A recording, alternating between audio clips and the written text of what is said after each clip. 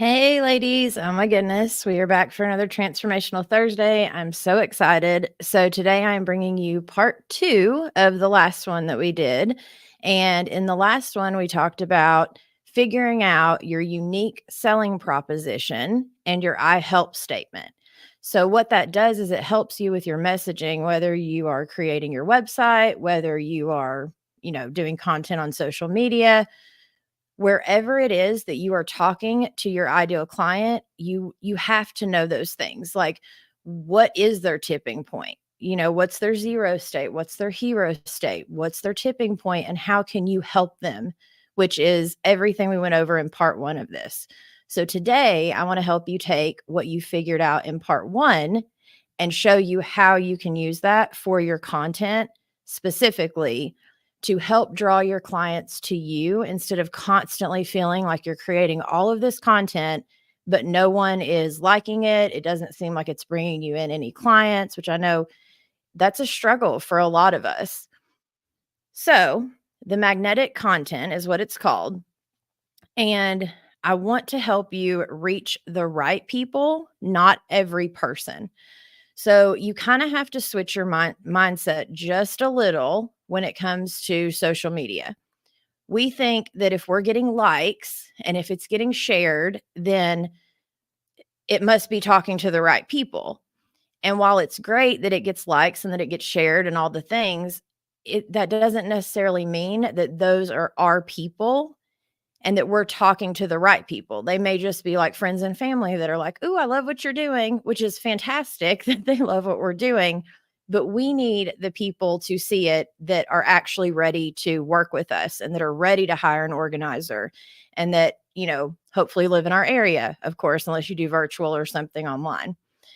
So you want to speak directly to what is considered more of like the hot leads, which is bottom of the funnel. It's the people that are at that tipping point, which means they're ready to hire. They are, or they're at least thinking about it to where they're willing to have a conversation. They may not be fully ready yet, but they're almost there, right? And then they become aware of you and maybe they'll call you back in a few months, which happens a lot. So, what you want to bring to this content is value, of course. Like we always want to make sure that we bring some sort of value. And I'm going to go over the content buckets here in a minute of what that value can be. Your experience level, like you want to show up authentically yourself and share things like what you've gone through or how you've helped clients. And we'll get into all of that in a minute. And then you also want to bring in the three factors, which is the zero state, the hero state, and the tipping point that we figured out in our I help statement. So that way it becomes highly relevant to the right person. Okay. So let's talk about the three buckets of different types of content that you want to be creating.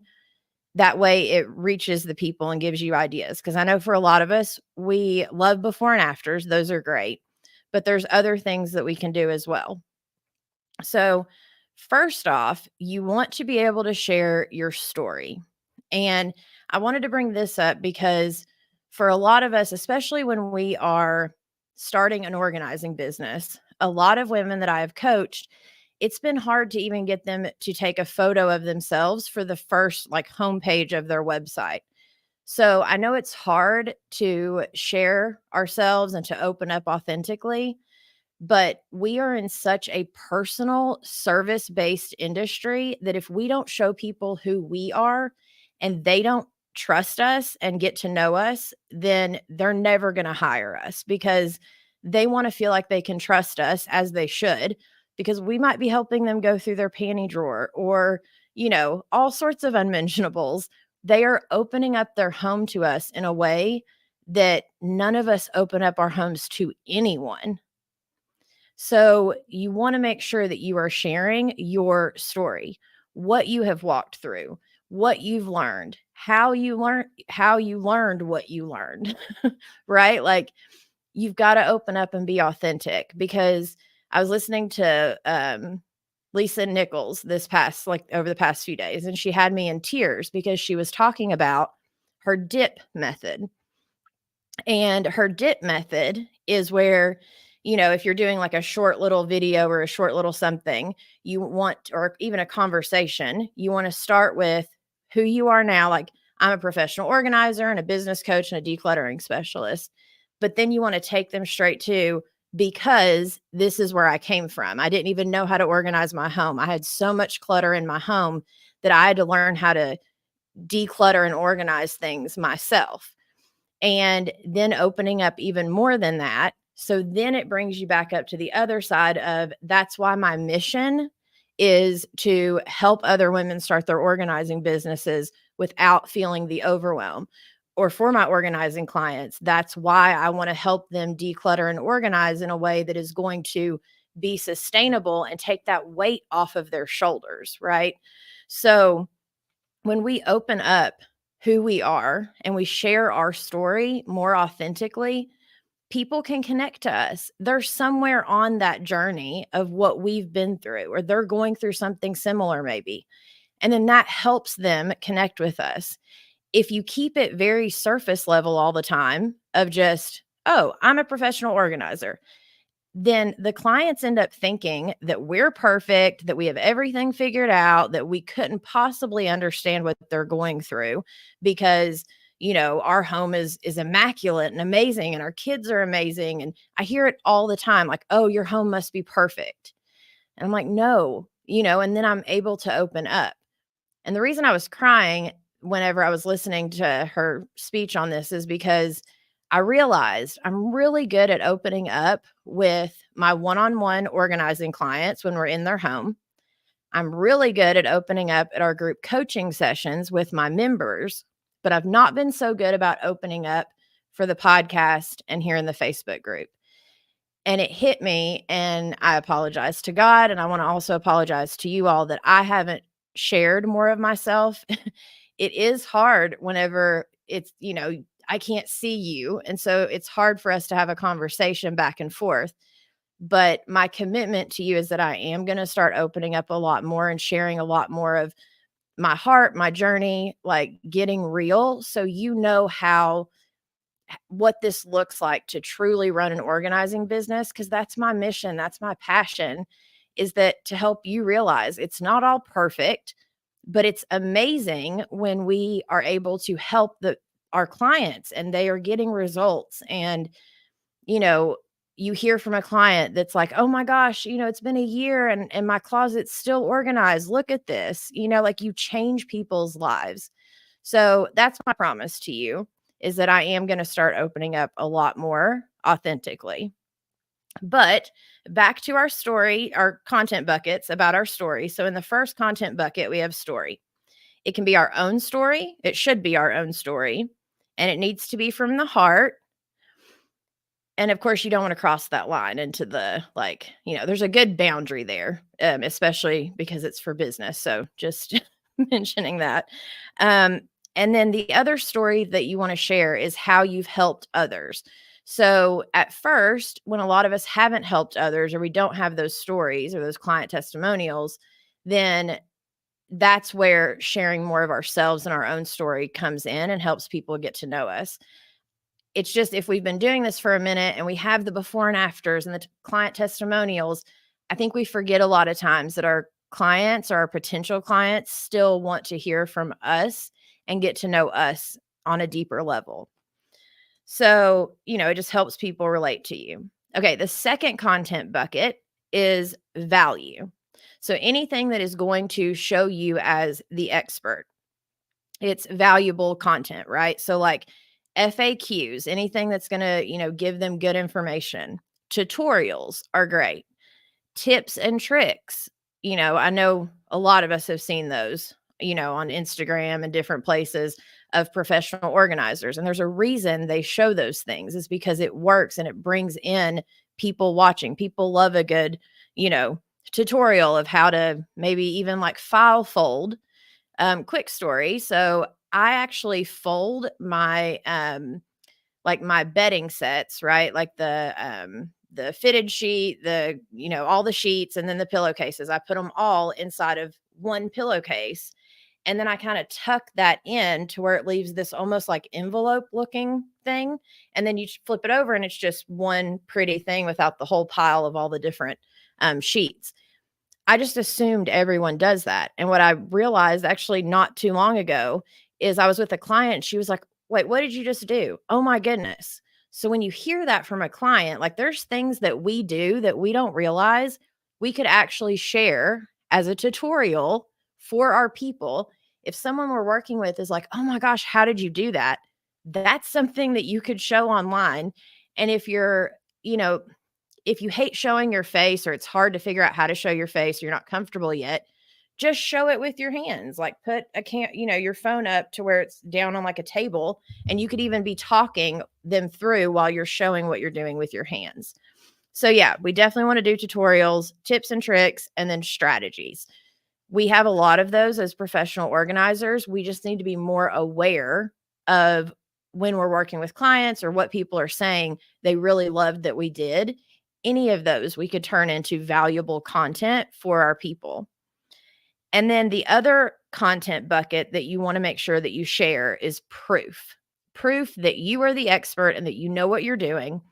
And the way that you do that is by sharing results. So this could be if someone leaves you a Google review, you do a screenshot of it and then you share it on your socials. Testimonials, making sure, which is essentially the same thing, but making sure they're on your website and your Google page and all the places. Before and afters, and the before and afters can be photos, but they can also be like written. I had a client, which you don't say their name without their permission, but I was working with a client this week and I just had to share this story of what it was like when I got there and then how she felt when I left. And you can keep it very kind of surface level. So that way, hopefully that person obviously wouldn't get offended by any means because you don't say their name or anything like that.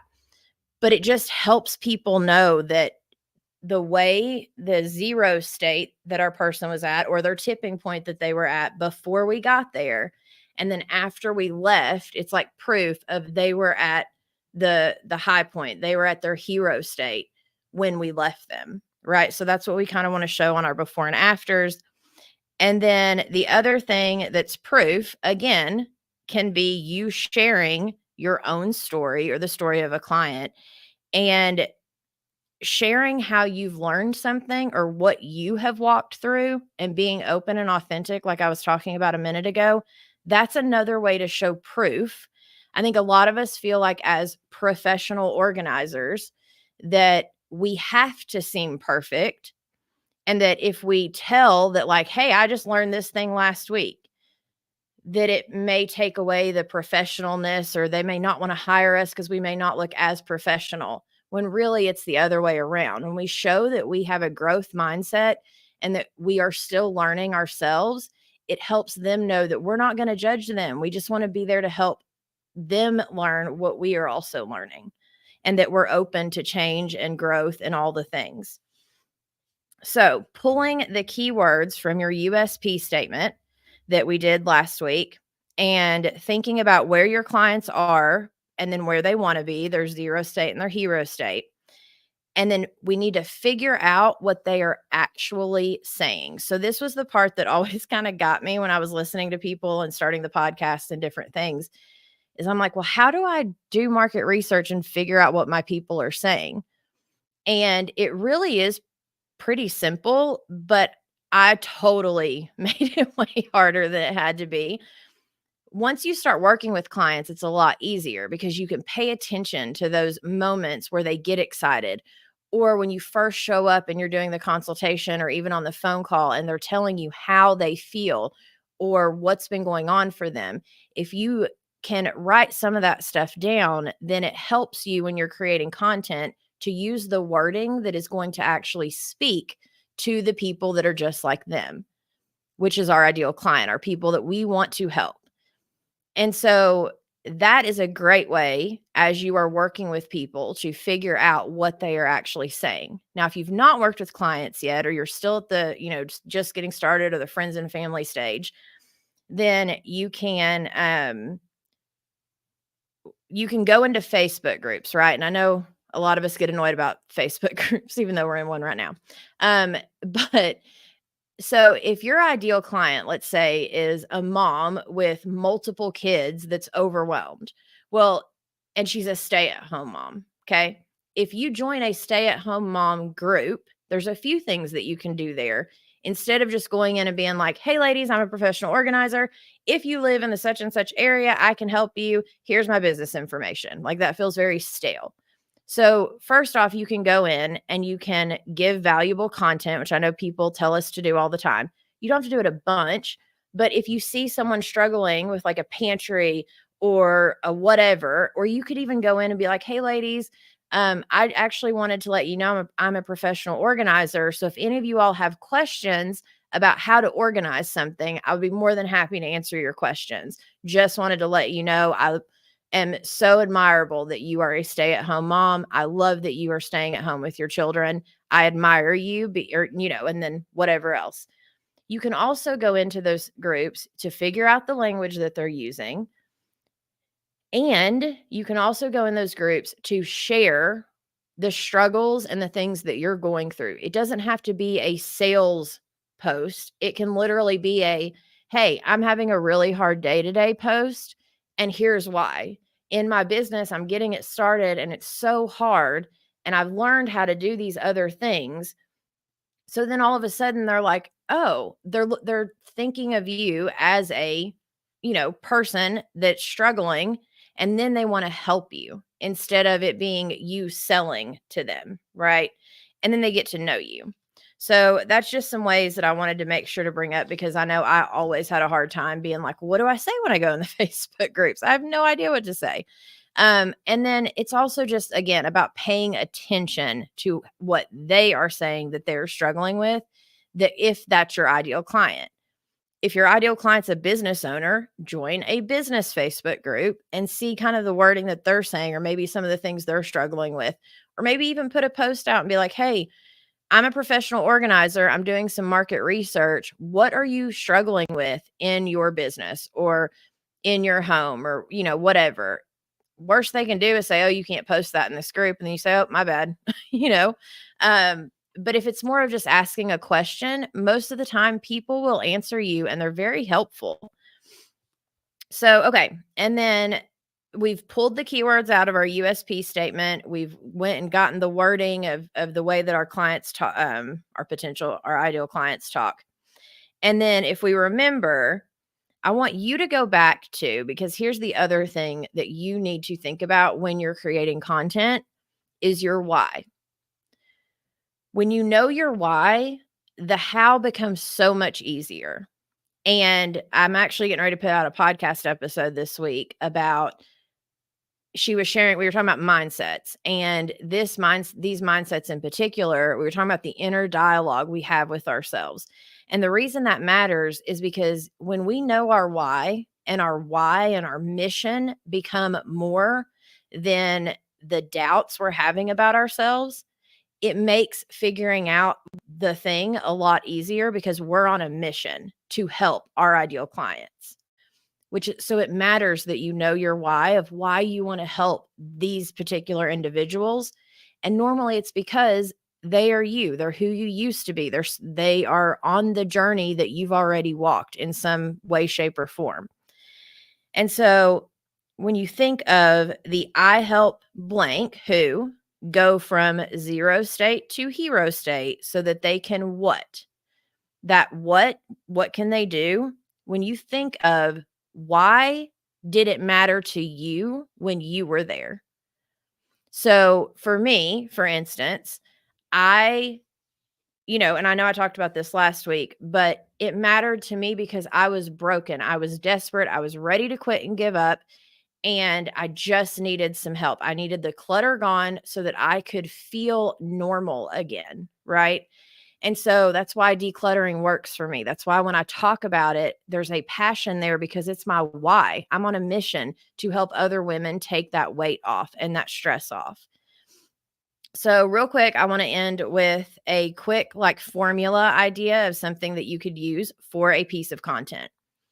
And actually, you're going to kill me, but I have a low battery, so I'm going to throw on my power cord. Oh no, it's in my bag. Sorry, ladies. Listen, life is a struggle sometimes.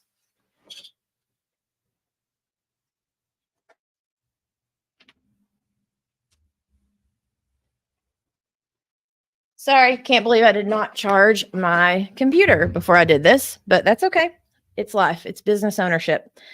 Okay, so let's end with an example. So the formula idea goes like this. You want to put you feel like blank question mark. So my example that I wanted to share with you was, do you feel like your closet is a catch-all room? And then for you, obviously you can fill in the blank different, but feel like blank. Here's how to blank. And I'll put this in the comments once it's over with, once I'm done recording. But for me, let me just read this out and then I'll share it with you and just put the word blank when you need to fill it in. But feel like your closet is a catch-all room. Here's how to declutter your clothes. Then I would give 1 to 3 steps, or like 3 steps. I used this to organize my own closet. This is just one of the ways that I help my clients create peace in their home. If you want to have the weight come off of your shoulders and get the clutter out of your closet, be sure to comment below or DM me. It can literally be something as simple as that, but the point is that it touched on their zero state, their hero state, their tipping point. It allowed me to share what I've been through, and that now this is what I help my clients with. So anything literally as simple as that can start to create you, or start to help you be seen as an authority. And it doesn't have to be super complicated. So real quick, last is, remember, broad equals broke and specific equals sales. So when you're talking to one person, you can talk to everyone. When you're talking to everyone, you are talking to no one. And you are talking to one person at one spot on their journey. So real quick, let me go back over this. If you wanted to use this exact formula, which you can play with it how you want, but this would be for like a tutorial, for example. But feel like blank. Here's how to blank. Then you give a few steps. I used this method or formula to blank. This is just one of the ways blank, like I help my clients with whatever. If you want to blank, which is whatever the hero state is, if you want to have the weight come off your shoulders, if you want to feel peace in your home, if you want to, whatever that hero state is that you have heard the women that you are trying to reach say that they want, if you want to blank, be sure to comment below or DM me. Like, it can literally be that simple to do a tutorial on your socials. I don't want to confuse you with a lot of this. I know it's a lot of information, but what I wanted to do was just give you some ideas of a little bit more than just the before and afters that we do, which I'm guilty. I love me a good before and after, pop it on, done. But I'm also not focusing on growing my organizing business as much as I am focused on the podcast and this group and helping you all to grow. And so my strategy is a little bit different than what yours would be, but I still have a strategy in my organizing business of growing my Google, making sure I take those testimonials and that I tell people to search Love, Laugh, Organize on Google so they can see my reviews and not just send them straight to my website. I also now have a little widget where it takes you straight to Google. Like, there's so many things that you can do to be very strategic and that just help your clients get to know you, get to know who you are and why you care to help them in the first place. We are in a helping industry. And so again, if we expect them, like, you've got to put yourself in their shoes. If at whatever point you would have been willing to open up your home for someone to come in and be like, okay, let's pull open all your dresser drawers and, all of like your nightstand drawer and all the places that you might as well open up your purse and let them in, which my husband still this day won't even go in my purse. Like, it was just how he was raised. So as humans, we have these certain boundaries.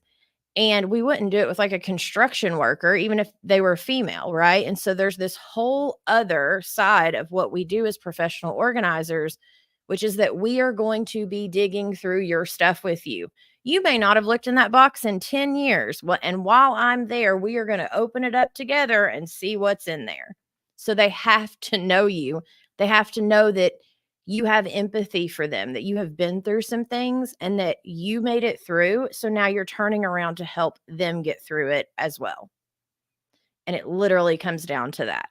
If you keep that in the back of your mind of having empathy for your clients, knowing your why, so that way you are on a mission, it will help outweigh all of the doubts, all of the negative thinking, all of the fixed mindsets, because as an entrepreneur, you need to be willing to grow.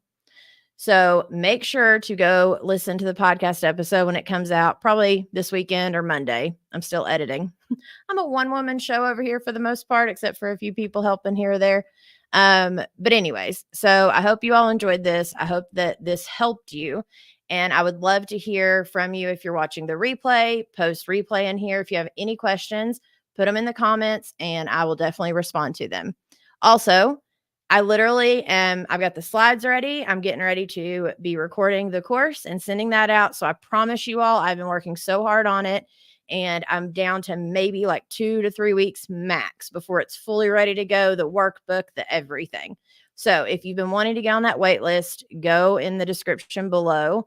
It's proorganizerzacademy.com to get on the wait list so you get an exclusive discount at launch, which will hopefully be here in like 2 weeks. So yay. All right. I hope you guys have a blessed evening. I thank you so much for being a part of my community, and I will definitely see you all next Thursday.